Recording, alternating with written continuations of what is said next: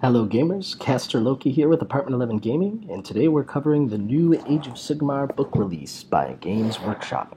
We're bringing you good news for players that enjoy fluff, and bad news for players that enjoy tourneys.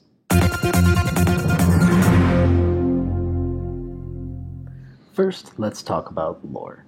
The lore in Warhammer Age of Sigmar is actually pretty solid. I've read through the book and everything like that, and I find it very, very appeasing. The lore itself, of course, is a vast difference from what we're used to seeing from all the old Warhammer, where it was this one solid world and you had all these different armies and everything. Now everything's based off realms. There are 9 different realms in Warhammer Age of Sigmar. You have Azyr, which is the realm of heavens. You have Aqshy, which is the realm of fire. You have Shish, which is the realm of death. Gira, which is the realm of life. Hysh, the realm of light. Gur, the realm of beasts. I thought that one was pretty funny, huh? Gur, the realm of beasts. Get it? I'm sorry. Kaiman, the realm of metal. Ulgu, the realm of shadows. And Chaos, the realm of the dark gods. All these different realms at the age during the time of chaos, or the age of chaos as it's being called, were taken over by the different chaos gods. Khorne is the kind of main character of at least the current Age of Sigmar, with the antagonist, if you will, with the protagonist, of course, being Sigmar with the Stormcast Eternals. All the other main players, all the other races, at this time have been either defeated or in rebellion and then saved by the Stormcast Eternals, kind of citing this nice kind of narrative.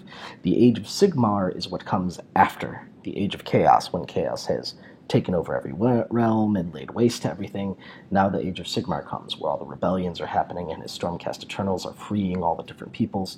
So you kind of have this nice, setup, this nice narrative. And it all relatively makes sense if you look at it in its own story. As in my previous video when we reviewed Age of Sigmar when it was released, if you completely separate it from Warhammer Fantasy in general and you just look at its own game with its own story, the lore is very interesting. It's nicely written. It ties in. There's some very interesting aspects to it. For example, Sigmar and his Stormcast Eternals actually help Nagash fight off a Bloodthirster of Khorne at one point, so there's kind of this already established, some sides are maybe neutral, maybe they'll fight together, and Nagash is still active in play. He's still alive, even though he died in the Age of Chaos again. That guy's always coming back. But in general, the lore is not unfulfilling. It seems to be the mainstay focus of this game, and I don't chagrin that. I think that's really good. I think that's a good move to go, mainly with the way the game as a whole has been released, and people saying that it lacks substance in like the actual gameplay. But now you're providing it this kind of robust lore, and a lot of this book is the lore. In fact, technically from beginning to end, it is all aspects of lore, and we'll cover that, of course, in the later segments and aspects of reviewing this book. But in general, the lore is really, really solid, and I think Games Workshop did a good job with it. So now let's talk about the pros and cons of this book, the juiciness, the nitty-gritty that I'm sure all of you are interested in hearing about.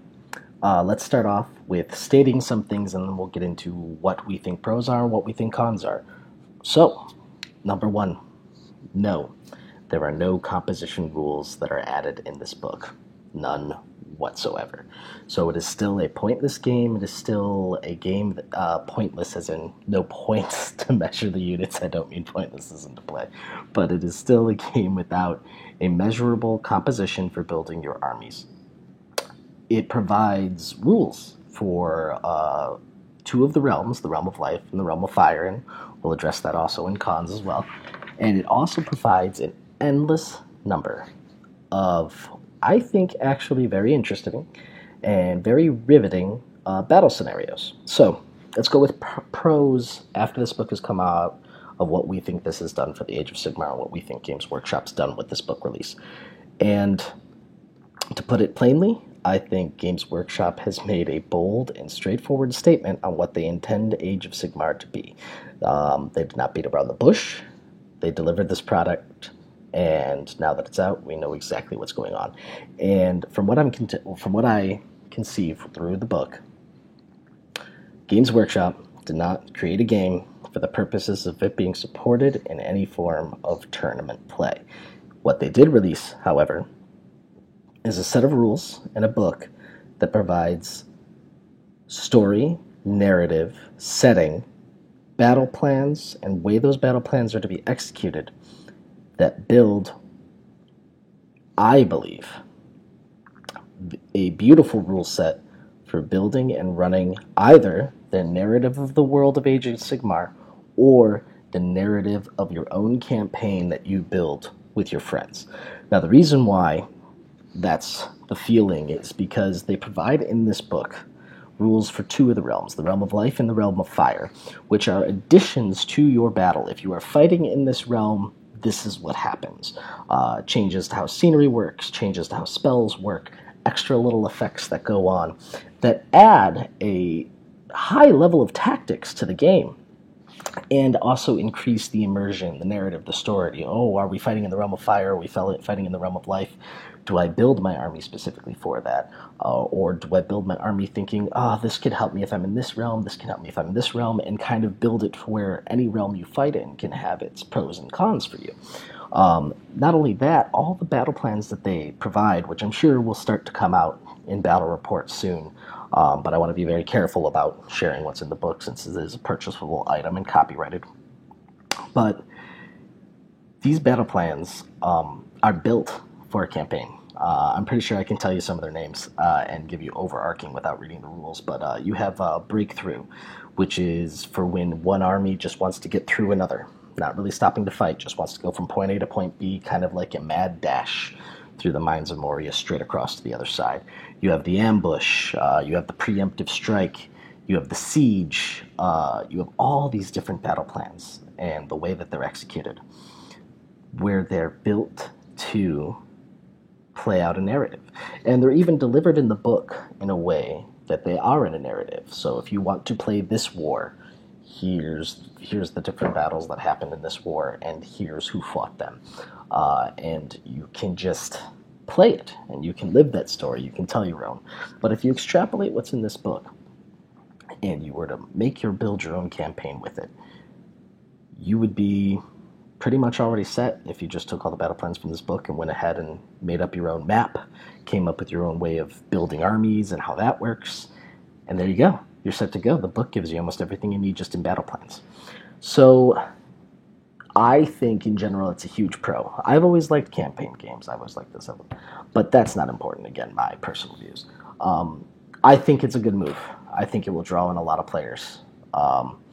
The news, I suppose, is Games Workshop does not support tourneys. And, I mean, they've said as much before that they make models, they don't make games.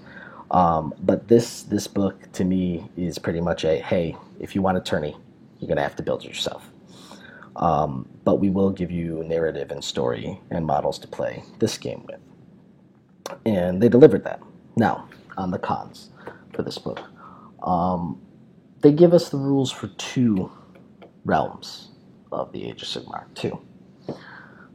Which implies to me that there's going to be more books releasing the rest of the realms. Now, the reason why I'm saying this kind of as a con is because that feels like a money grab. This book was not cheap. It was about $75 USD.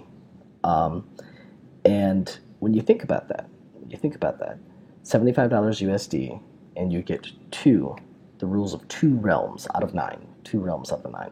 Now, even if they increased it to where in the next book they release 3 or 4 or whatever, you're looking at near $300, potentially, if all the books are the same size, all the books have the same price, all that. Near $300 to potentially get all the rules for the realms.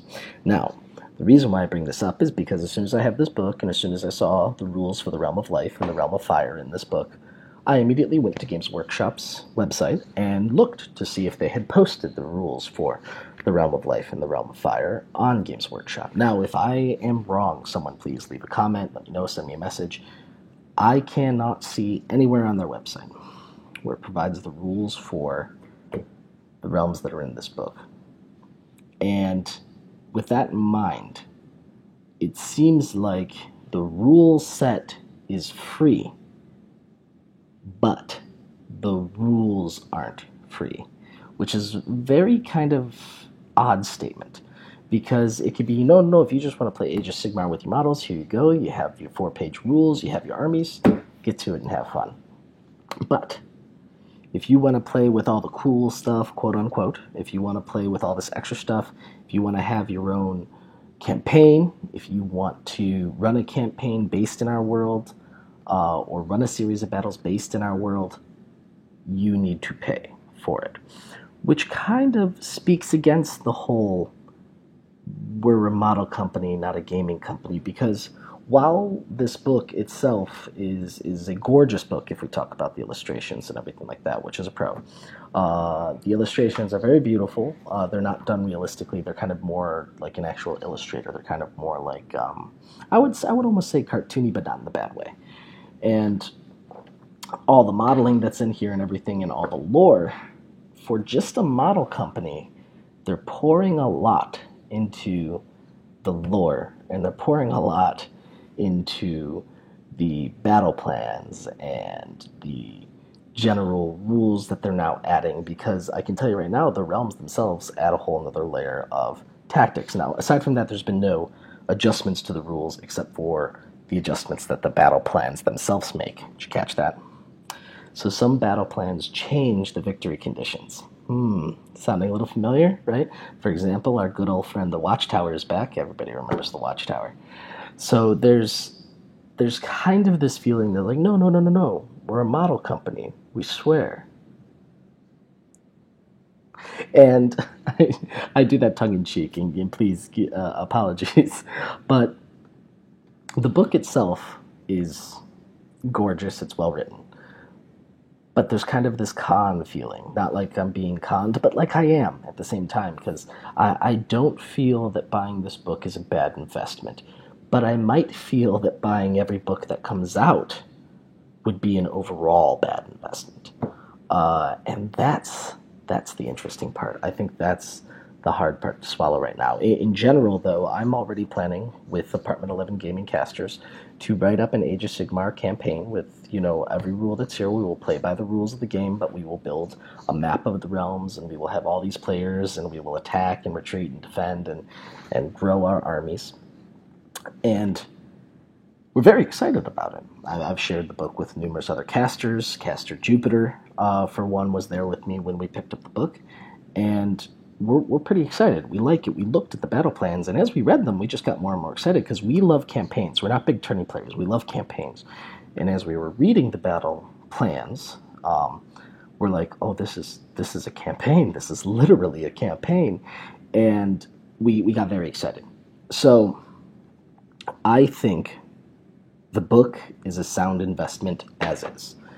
I don't know if it will be a sound investment overall for all books, because I don't know what they plan to do. And of course, that's a standard with Games Workshop. But it comes down to principle, I suppose, on whether or not I think it is worth spending the money just to get the rules for the realms. Because as much as I'm respecting copyright rules and everything like that, people do battle reports. Games Workshop loves when people do battle reports. And those battle reports are going to explain to you how some of these battles work. And once you hear that, you don't need to buy the book for the battle plans. You mainly need to buy the book for the realms, but people talk about those in battle reports too. And Games Workshop themselves said that this rule set is supposed to be free. So there's kind of this question. Is it free? Is it not? Are you a modeling company or are you a gaming company? Because this is a lot of effort for a modeling company that has said we're not a gaming company, we're just a modeling company, to put into a book that is this gorgeous, this well illustrated. You can tell just by the amount of pictures they have of their different models how many they've made or painted or done up just for the photos that they use in here, which are gorgeous and well planned out. Um, I'm happy I bought the book just so I could look at it and go, oh my god, these things are gorgeous. Um, but it leaves one of those hazy feelings, that semi bad taste in the mouth of, well, what game are you playing? Are you trying to con me, or are you just being coy? Because if you're being coy, nicely played. That was good. Oh no, we're not a gaming company. We're just a modeling company. Psych! Check out this new Age of Sigmar. Or oh no, we're not a gaming company. We're a modeling company. Go away. But we're really a gaming company. We're just saying that because we're going to do it our way and don't brook complaints or critique. I don't know, but in the news, and the statement is, Age of Sigmar, Warhammer Age of Sigmar, the book released by Games Workshop, is a gorgeous book.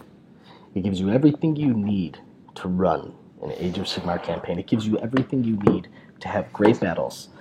And it also gives you 2 realms and the rules that go with them. Is it a sound investment in today's news? Yes, I say it will. But will it be in the coming releases? That remains to be seen. My name's Caster Loki. Thanks for spending time with me today. And if you have any other questions about the book, please feel free to leave them in the comments or send them to our mailbox, and I'll be glad to answer them or see what I can't let you know without being too what's the word,